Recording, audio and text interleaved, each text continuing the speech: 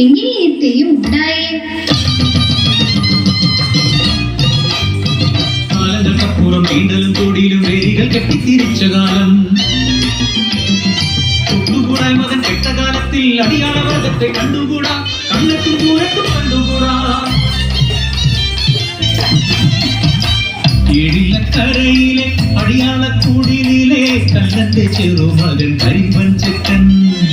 ഏഴിലക്കരയിലെ ഒരുത്തെ കോവിലിൽ ഒരു ദിനമറിയാതെ കയറി ചെന്നു.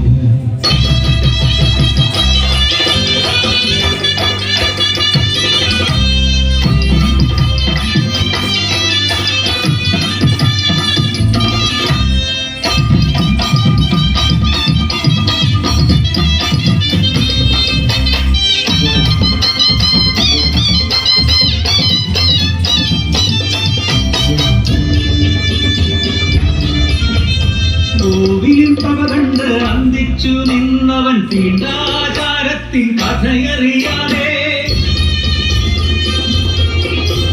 മേലാള കണ്ണുകള കാഴ്ച കണ്ടു.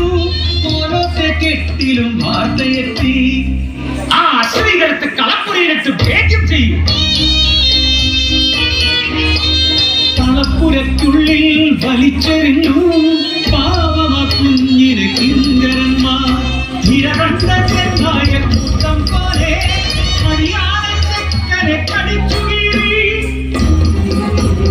കരിമ്പൻ ചെക്കന്റെ അലറിക്കരച്ചിൽ ആവാടിയുള്ളം പിഴഞ്ഞു.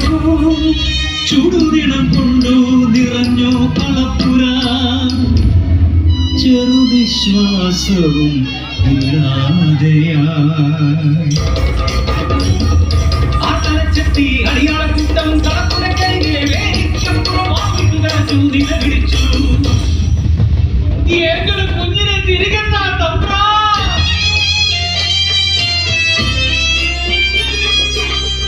നെഞ്ചു പൊട്ടി ചൊല്ലി കരിമ്പന്റെ അമ്മയും ദിനരാത്രങ്ങൾ കണ്ടു കഴിഞ്ഞു. മൂന്നാം രാവിന്റെ അർദ്ധയാമത്തിൽ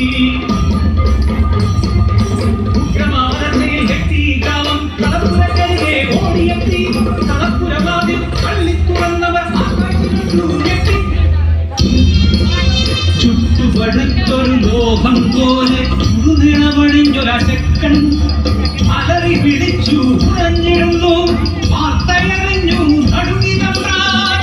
ഉഗ്രകോപത്താൽ കൽപ്പനയായി കാപ്പുര പൊട്ടി തീരയ്ക്കുമേ.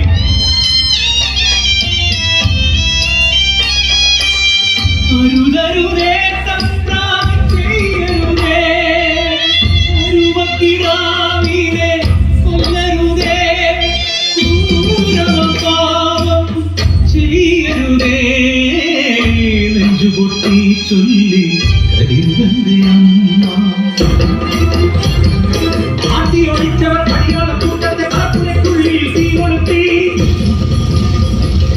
കള്ളപ്പുരമാല പൊട്ടിത്തെറിച്ചു. കളപ്പുര പൊങ്ങിയ ശ്രീ മാധവരെല്ലാം നോക്കിനിൽക്കേ കത്തിധ്വനിക്കുന്ന മണ്ഡപം വേണ്ടി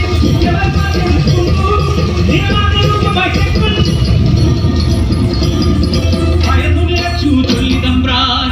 എന്റെ ദൈവേ, രൂപം പൂർണ്ണ ചെക്കിന്റെ മുൻപിൽ ജാതി മറന്നവർ തൊഴുതു നിന്നു.